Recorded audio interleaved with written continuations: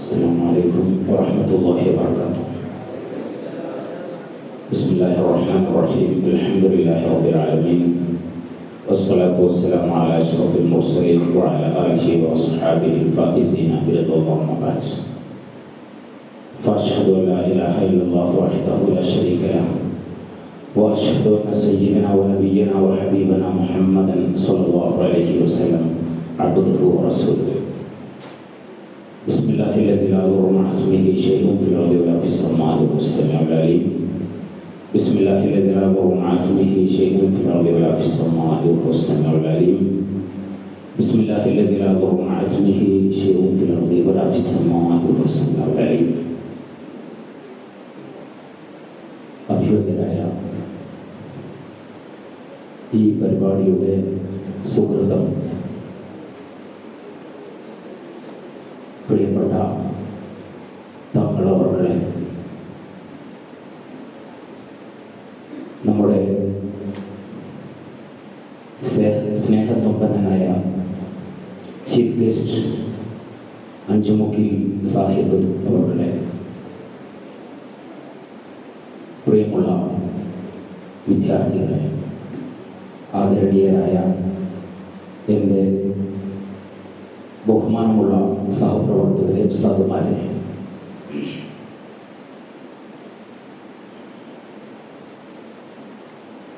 ഒരു മുഅ്മിനിന്റെ മൂലധനം ഈമാനാണ്.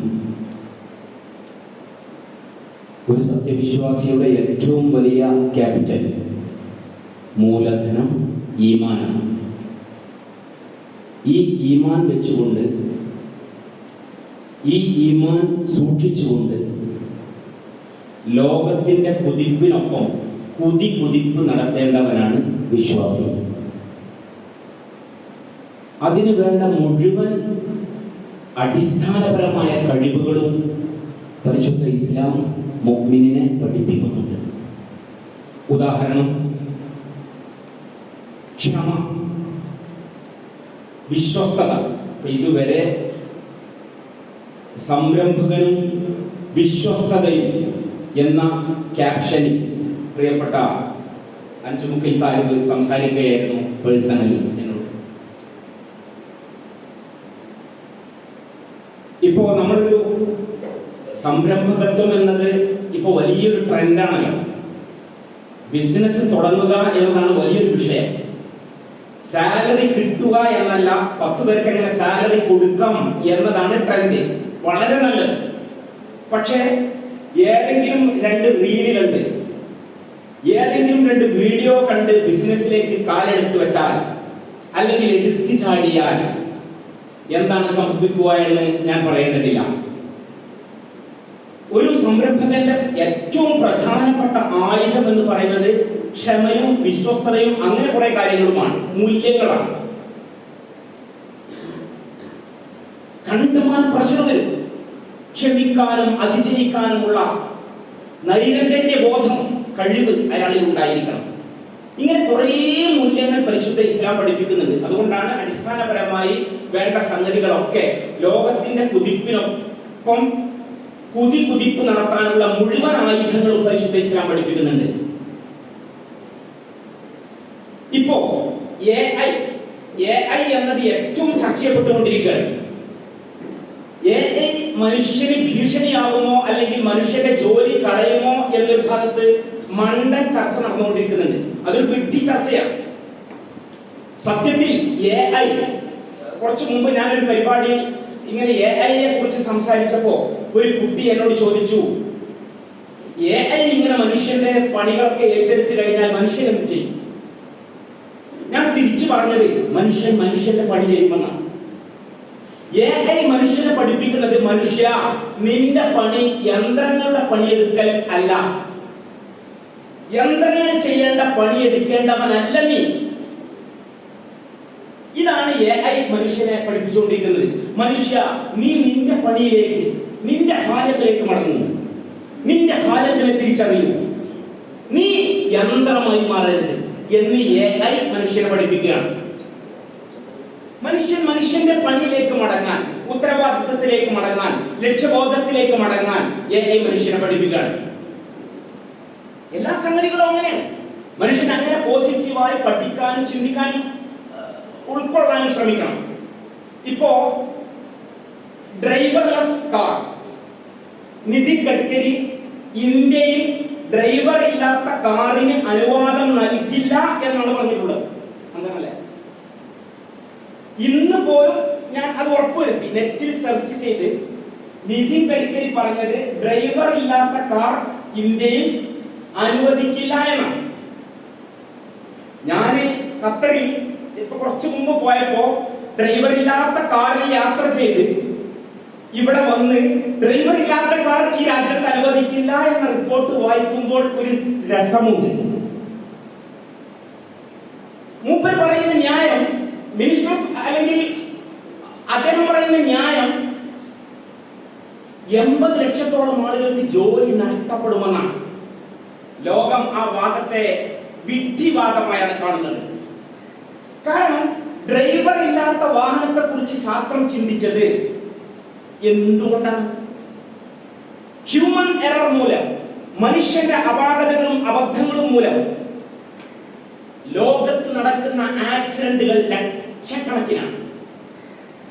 ലക്ഷക്കണക്കിന് ആക്സിഡന്റുകൾ ലോകത്ത് നടക്കുന്നു. ലക്ഷക്കണക്കിന് മനുഷ്യർ മരിച്ചൊടുക്കുന്നു ആക്സിഡന്റുകളിലൂടെ. ഈ പ്രശ്നത്തിന് പരിഹാരമായാണ് ഹ്യൂമൻ എറർ ബാധിക്കാത്ത ഒരു സംവിധാനം വേണമെന്ന് മനുഷ്യന്റെ തലച്ചോറ് ചിന്തിക്കുന്നത്. അപ്പൊ ലോകത്തിന്റെ കുതിപ്പിനൊപ്പം കുതിക്കാനല്ല, കിതക്കാനാണ് ചിലർ ശ്രമിച്ചുകൊണ്ടിരിക്കുന്നത്. ഇത് മുഅ്മിനിന്റെ സ്വഭാവമല്ല. മുഅ്മിൻ ഏറ്റവും അപ്ഡേറ്റഡ്, ആ അപ്ഡേറ്റഡിനെ ഈമാനികമായി സമീപിക്കുന്നു, ഈമാനികമായി വിലയിരുത്തുന്നു, ഈമാനികമായി ഉപയോഗപ്പെടുത്തുന്നു. ഇപ്പോ ഏറ്റവും പുതിയ ചർച്ച ലാബിൽ നിന്ന് മാംസം ഉണ്ടാക്കുന്നു എന്നതാണ്.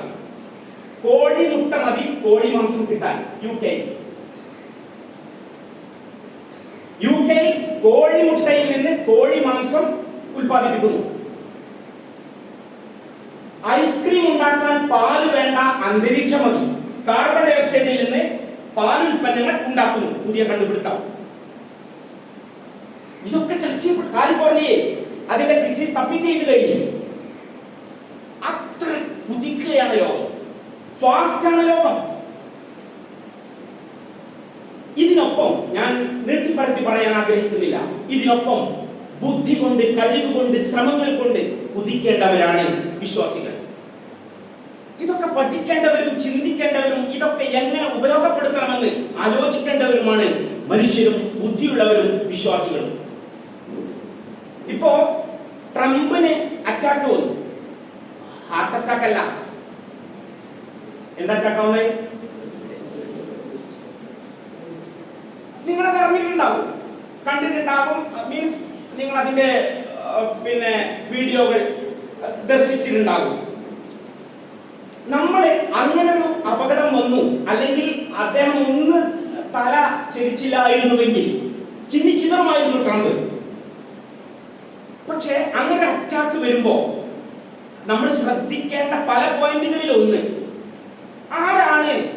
ആർക്കാണ് അവിടെ വീഴ്ച സംഭവിച്ചത് എന്ന ലോകം അവിടെ ആ പോയിന്റ് ചിന്തിച്ചിട്ടുണ്ട്. അമേരിക്കയിൽ അത്തരത്തിലുള്ള ആളുകൾക്ക് സുരക്ഷ കൊടുക്കേണ്ട യു കഴിഞ്ഞതിന് ശേഷം 3 എസ്, US സീക്രട്ട് സർവീസ്, ആ ടീമിനാണ് അപകടം സംഭവിച്ചത്.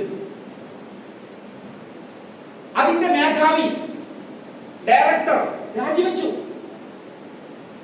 ഞാൻ അവിടെ നിന്നില്ല. ആരാണ് ഡയറക്ടർ എന്ന് നോക്കി. ഒരു പെണ്ണായിരുന്നു ഡയറക്ടർ. എത്ര വിഷയങ്ങൾ അതിൽ പഠിക്കാനുണ്ട്, എത്ര കാര്യങ്ങൾ അതിൽ ഉൾക്കൊള്ളാനുണ്ട്.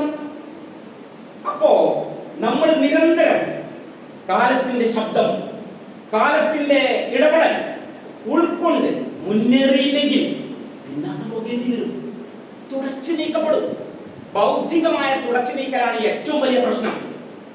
ബുദ്ധിപരമായ തുടച്ചു നീക്കൽ അനുഭവിച്ചു കഴിഞ്ഞാൽ പിന്നെ പിടിച്ചു നിൽക്കാൻ കഴിയില്ല.